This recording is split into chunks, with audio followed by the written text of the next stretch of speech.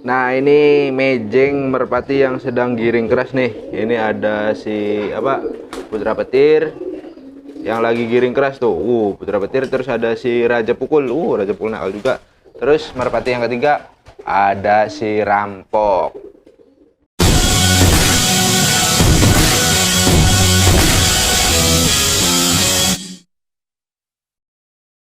Assalamualaikum warahmatullahi wabarakatuh. Halo penggemar merpati balap sprint seluruh Indonesia, dimanapun kalian berada, kita satu hati, salam satu hobi. Alhamdulillah kita masih bisa berjumpa kembali. Gimana kabar teman-teman? Mudah-mudahan teman-teman selalu diberikan kesehatan, banyak rezeki, serta panjang umur. Amin amin ya robbal alamin.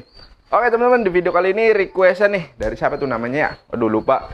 Bang, buatin video tentang merpati saya ini giring ketika di dalam kandang. Nah, di dalam kandang itu giringnya keras, giring ngeket. Nah, ketika dibawa lapak atau ke lapangan itu nggak giring lagi, Bang. Gimana, Bang? Itu solusinya. Nah, di sini saya senang sekali ya karena teman-teman itu mau berinteraksi dengan saya. Nah, teman-teman juga yang punya kendala, silakan komentar saja. Nah, video ini sengaja saya buat kenapa? Karena biasanya ini kemungkinan banyak sekali teman-teman nih yang hobi merpati mengalami kendala seperti ini. Cuman ini saya acungkan jempol nih buat yang minta requestan nih. Karena dia sudah berani bertanya dan pengen tahu. Karena biasanya itu kalau kebanyakan nih, kita kan nggak tahu nih.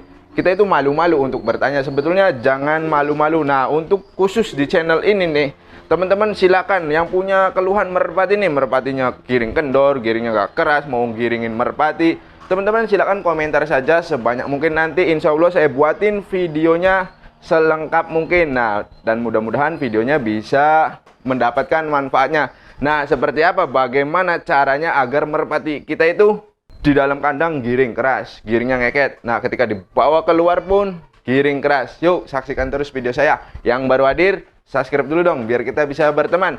Yang sudah subscribe jangan lupa nyalakan loncengnya. Yuk langsung kita bahas saja gimana sih cara menggiringkan merpati yang giring di kandang tetapi ketika dibawa keluar atau ke lapangan itu tidak giring. Yang harus teman-teman ketahui itu yang pertama, pastikan merpatinya sudah dewasa. Yang kedua itu sudah mengenali telur. Nah, biasanya merpati yang seperti itu ketika giring di kandang atau di sini nih, di wilayah kandangnya sendiri tuh giring keras, atau di dalam kandang seperti ini giring keras. Ketika teman-teman keluarkan dari luar kandang nggak giring. Jangankan dibawa ke lapangan, di luar kandang sini pun dia tidak giring. Nah, bagaimana kalau yang di dalam sini masih lingkungan kandang itu giring, tetapi ketika dibawa ke lapak atau ke lapangan itu nggak giring? Nah, yang pertama itu biasanya ya, saya jelaskan dulu nih, biasanya merpati yang seperti itu merpati yang giringannya baru satu kali atau satu buangan. Terus yang kedua biasanya merpati piikan. Yang ketiga biasanya merpati tidak mengetahui telur. Nah, jadi langkahnya gimana, Bang? Ini kan kebetulan nih merpati jambul saya nih, merpati baru nih yang kemarin nih udah unboxing. Ini dapet dari tim Tobago nih.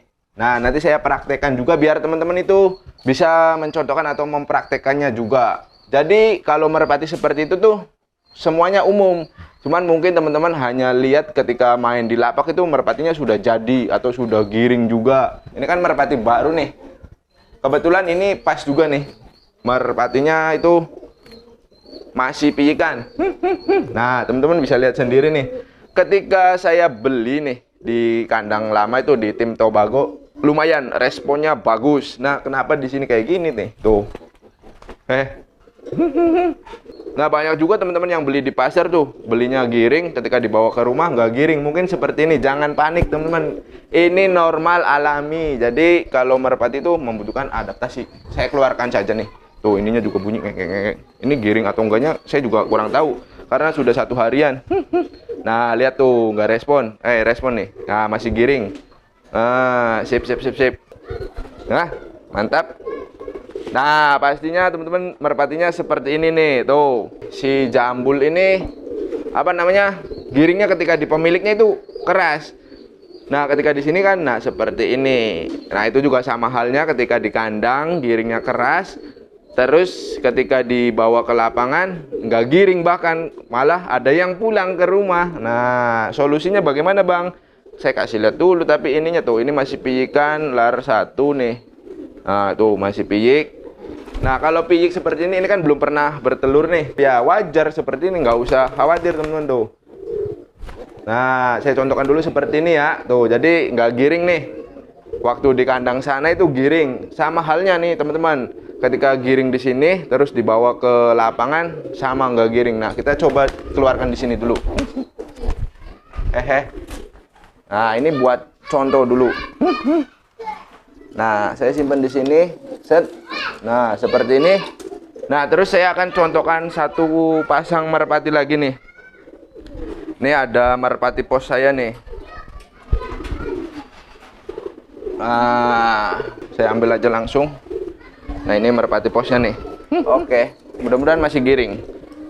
Nah, tuh, mantap. Nah, ini kan giring nih, teman-teman. Oke. Ini kalau merpati pos, ini pasti nih, teman-teman. Di sini kan giring keras nih. Tuh. Nanti ketika saya bawa ke lapangan nih, cuman ini lagi gerimis, teman-teman. Kalau itu sih saya bisa contohkan atau praktekkan langsung buat teman-teman. Nah, di sini kan nih giring keras nih. Tuh. Ketika dibawa ke lapangan itu berubah drastis. Itu kenapa Bang? Yang pertama itu wajar.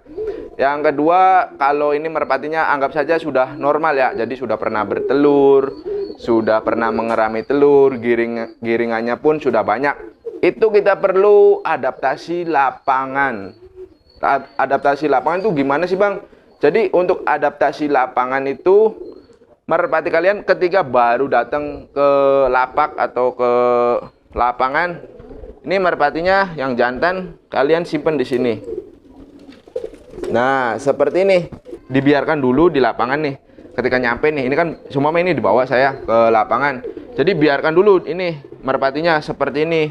Biarkan suruh tenang. Itu kenapa sih Bang bisa kayak gitu tuh? Penyebabnya apa? Penyebabnya banyak faktor, teman-teman. Yang pertama bisa jadi merpatinya belum begitu giring, ngeketnya belum ngeket keras. Terus yang kedua, perjalanan dari kandang menuju ke lapak. Nah, itu juga penyebabnya.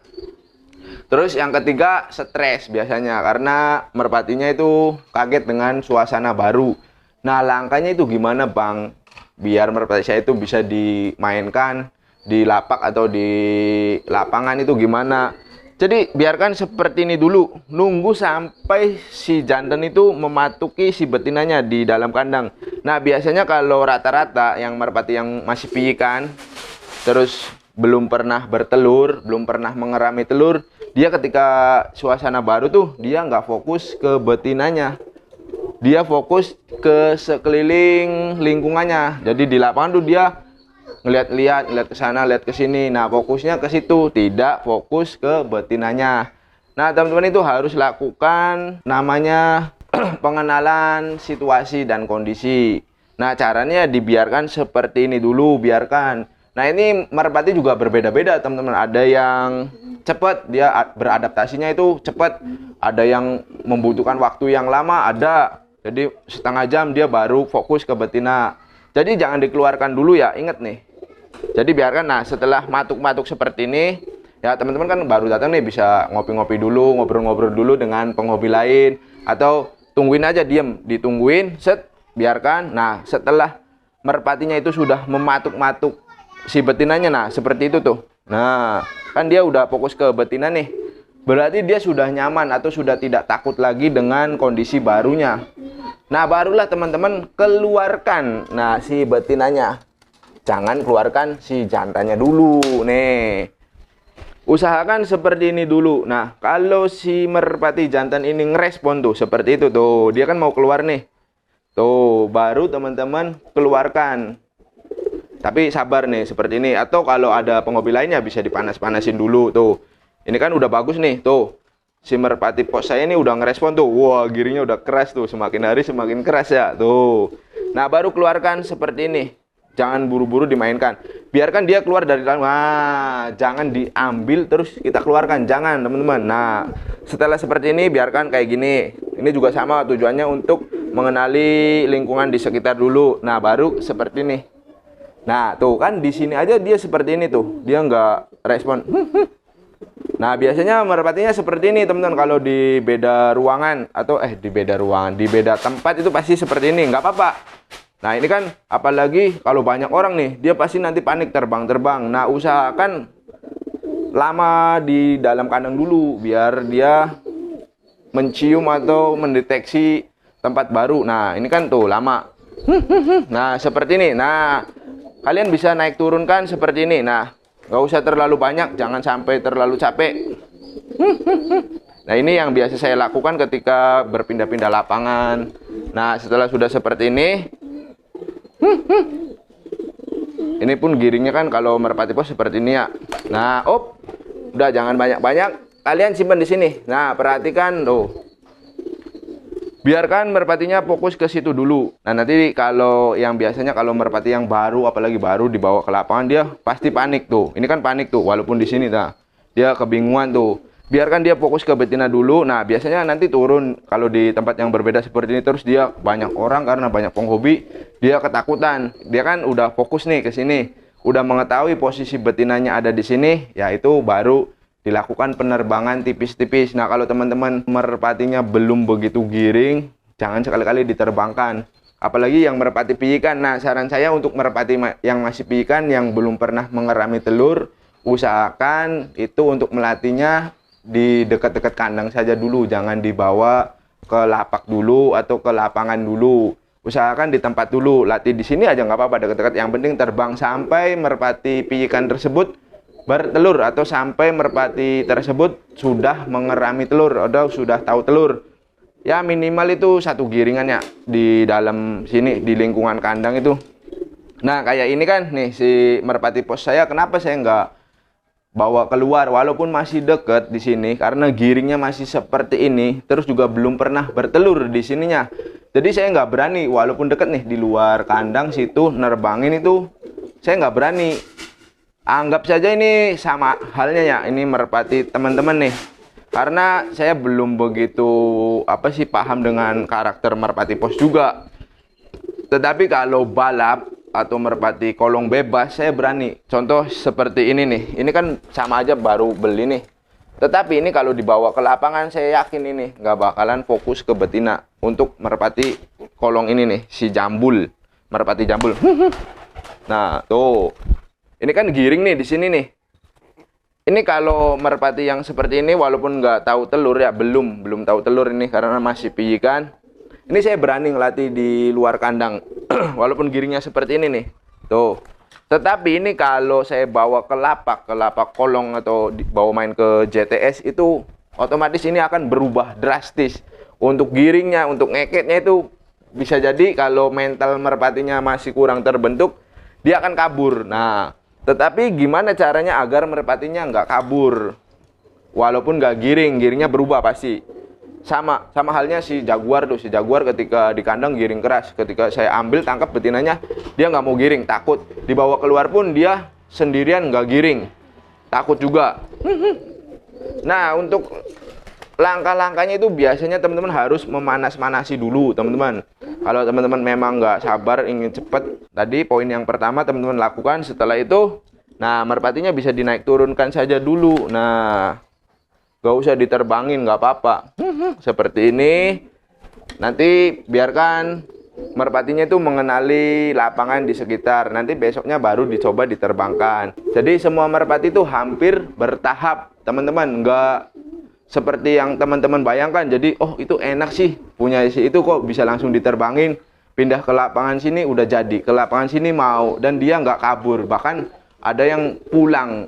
Ada beberapa merpati yang pulang. Kenapa? Karena dia tidak biasa melatihnya. Nanti kalau sudah terlatih, merpatinya sudah biasa teman-teman bawa ke lapak, itu insya Allah dengan sendirinya merpatinya nggak bakalan pulang. Ataupun giringnya berkurang, enggak. Jadi nanti kalau sudah apalagi sudah 3 giringan atau 3 buangan, jadi sudah mengerami telur itu sebanyak 3 kali. Nah, insya Allah fokus ke betinanya itu semakin mantap. Nah, teman-teman bisa lihat sendiri nih merpati jambul saya ini kan tuh nggak fokus ke betinanya tuh. Jadi saran saya kalau teman-teman masih bingung, nah ini kan ada jambul nih contoh. Ini digiring di sini aja nggak kenceng, gimana mau dibawa keluar. Ada juga beberapa merpati yang di sininya nggak kenceng, ketika dibawa ke lapangan nambah edan giringnya ada. Jadi harus ketahui dulu karakternya. Tetapi yang paling jelas itu kita harus poin penting itu melakukan adaptasi lingkungan. Nah, ini penting. Di beberapa video saya juga saya sering mengingatkan teman-teman ketika saya mau melatih atau pindah lapangan itu saya selalu mengingatkan teman-teman.